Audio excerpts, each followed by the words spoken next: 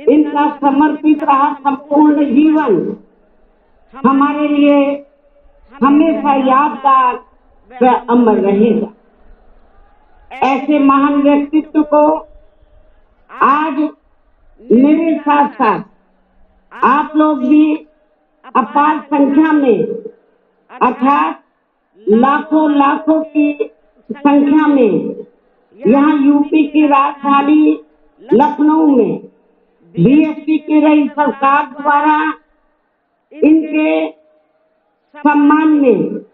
निर्मित किए गए भव्य व अति विशाल मान्यवर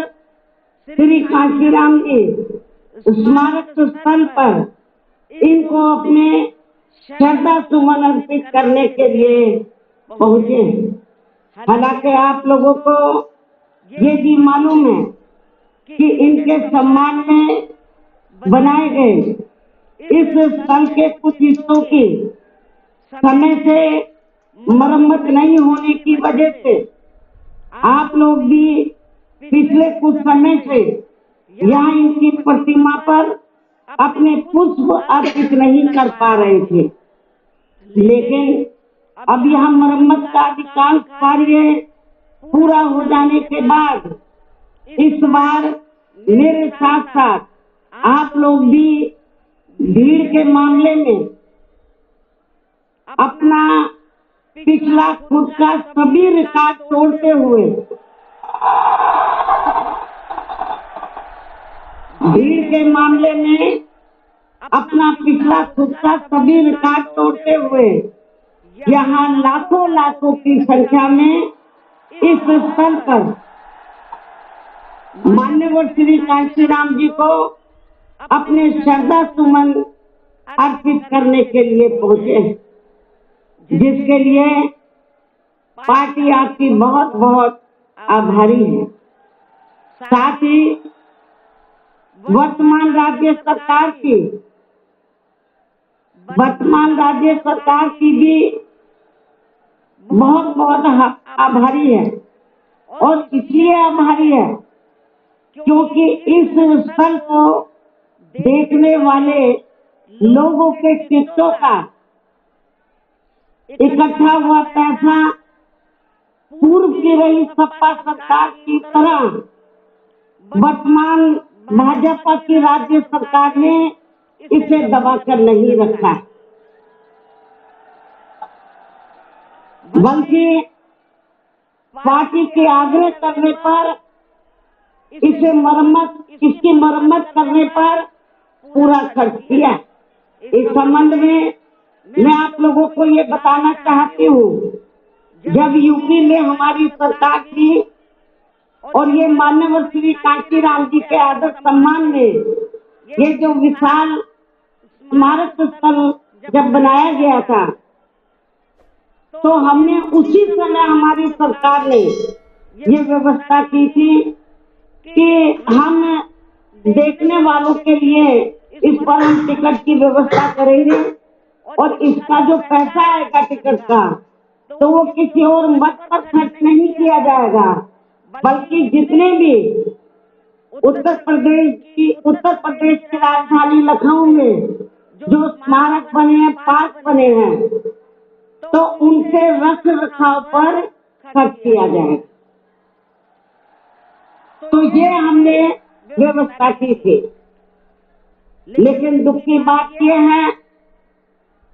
कि जब वर्तमान भाजपा की सरकार से पहले यहाँ सपा की सरकार थी,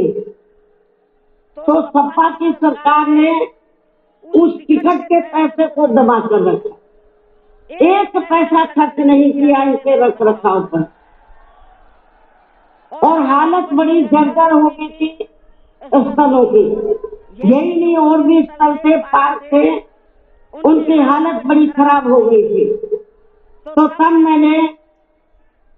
उत्तर प्रदेश के मुख्यमंत्री जी को ये कहा, लिखित चिट्ठी के जरिए उनसे रिक्वेस्ट किया कि हम आपसे ये नहीं कहते कि दूसरे मत का पैसा आप इनके रख रखाव पर लगाओ, तो जो देखने वालों का टिकटों का पैसा काफी बड़ी तादाद में इकट्ठा हो गया है गवर्नमेंट के पास, उस पैसे को इनके रख रखाव पर लगाया जाए।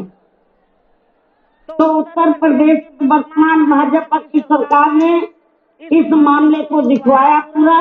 और उसके बाद उन्होंने हमें कमिट किया, प्रॉमिस किया कि हम जो भी पैसा किस्तों को आया है हम दूसरे मत पे नहीं लगाएंगे, बल्कि इन स्थलों के रख रखाव पर लगाएंगे। उन्होंने ये लगाया, इसलिए हमारी पार्टी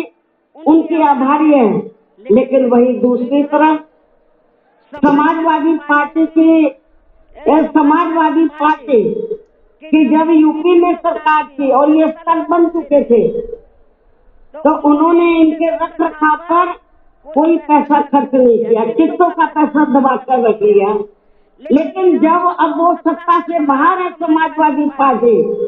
तो अभी 2-3 दिन पहले वो मीडिया में खबर छपवा रहे थे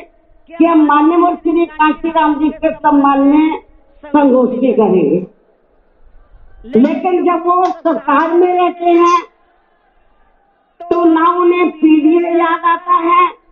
और ना माननीय श्री कांशीराम जी की जयंती और ना ही पुण्यतिथि उनको याद आती है सरकार में रहकर। लेकिन जब वो सत्ता से बाहर हो जाते हैं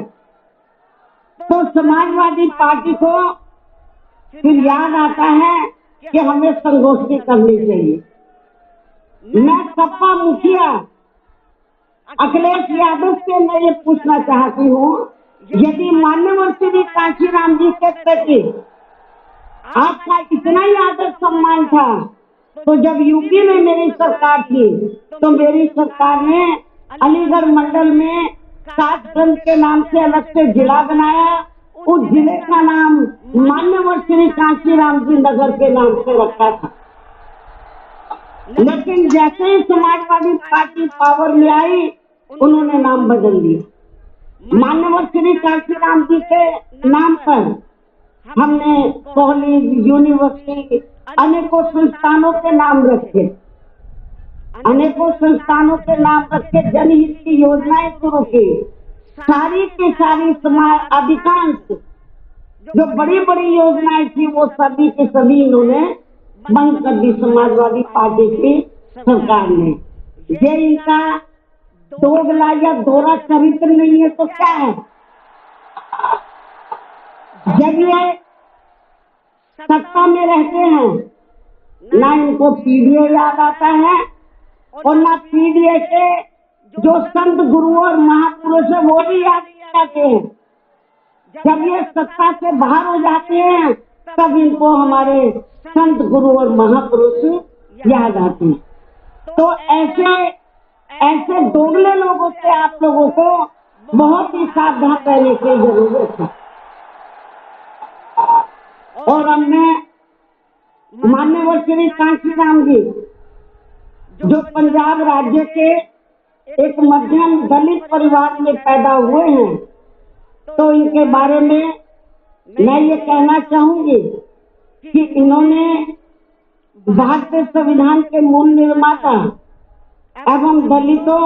व अन्य उपेक्षित वर्गों के मसीहा परम पूज्य बाबा साहब डॉक्टर भीमराव अम्बेडकर की मूवमेंट से व इनके कड़े संघर्ष एवं अथक प्रयासों से देश के खासकर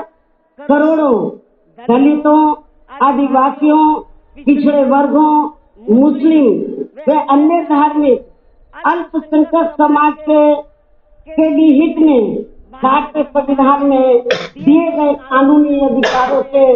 प्रेरित होकर तथा उनके बताए हुए रास्तों पर चलकर फिर अपनी पूरी जिंदगी इनके अधूरे रहे कारवां को मंजिल तक पहुंचाने के लिए समर्पित की है। और इसके लिए उन्होंने यानी कि माननीय श्री कांशीराम जी ने अपने माँ बाप, भाई बहन, रिश्ते नाते व सरकारी नौकरी आदि सभी त्याग कर बाबा साहब डॉक्टर भीमराव अम्बेडकर जी के